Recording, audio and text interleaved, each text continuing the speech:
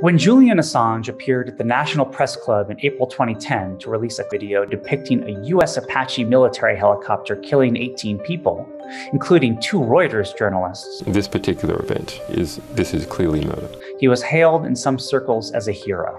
We really owe a debt to Mr. Assange and to WikiLeaks. In the months that followed, WikiLeaks released massive tranches of classified and sensitive documents related to the U.S. wars in Afghanistan and Iraq, as well as more than 250,000 U.S. diplomatic cables. As U.S. intelligence agencies scrambled to deal with leaks on a scale never seen before, Assange rose to worldwide stardom, and for some, infamy. Government secrets, lies, and embarrassing facts, they're all on the web for anyone to see. Story behind the biggest leak in intelligence history, profile on me. Hello, America.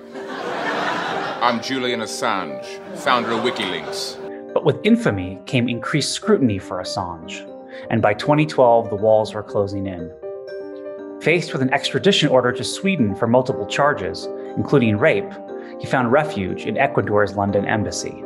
I thank President Correa for the courage he has shown in considering and in granting me political asylum.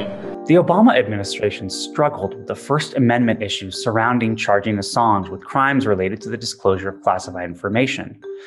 The fact is, these documents don't reveal any issues that haven't already informed our public debate. And ultimately declined to do so. I, Donald John Trump, do solemnly swear. With the advent of the Trump administration also came new blood to the upper echelons of the Justice Department and national security bureaucracy, and a new, tougher attitude toward Assange. It's time to call out WikiLeaks for what it really is. A non-state hostile intelligence service often abetted by state actors like Russia. This antagonism only intensified when WikiLeaks started publishing ultra-secret CIA hacking tools in March 2017. In response, the CIA repeatedly proposed kidnapping the WikiLeaks founder from the Ecuadorian embassy in London and flying him to the United States.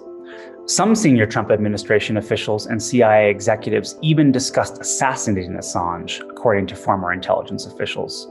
Later in 2017, U.S. intelligence agencies picked up reports that Russian intelligence agents were plotting to arrange for Assange to escape London. Some of the suspected scenarios appeared almost cartoonish, ranging from the lanky Australian hiding himself in a laundry cart, to hopping into a Russian diplomat's van and being loaded onto a cargo plane to Russia.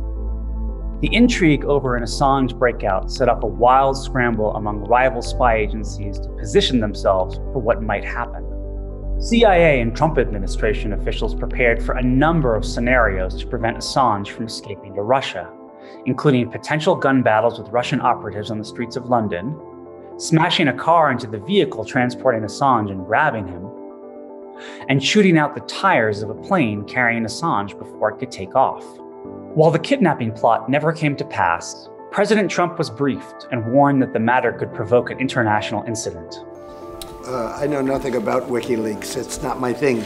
Other officials, including Attorney General Jeff Sessions, who was, quote, very, very anti-Assange, argued that Assange's case was best handled through overt legal channels. The Attorney General will be involved in that, and he'll make a decision. By 2019, the Swedes had dropped their investigation into Assange, but the WikiLeaks founder had also worn out his welcome in the Ecuadorian embassy. Exactly 9 years and 6 days after his first appearance at the National Press Club in Washington, D.C., Assange was evicted and released into British custody.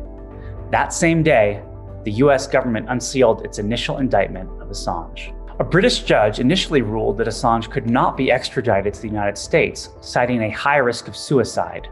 But in July, a UK court formally permitted a US appeal to move forward. For now, Assange's legal odyssey appears to have only just begun.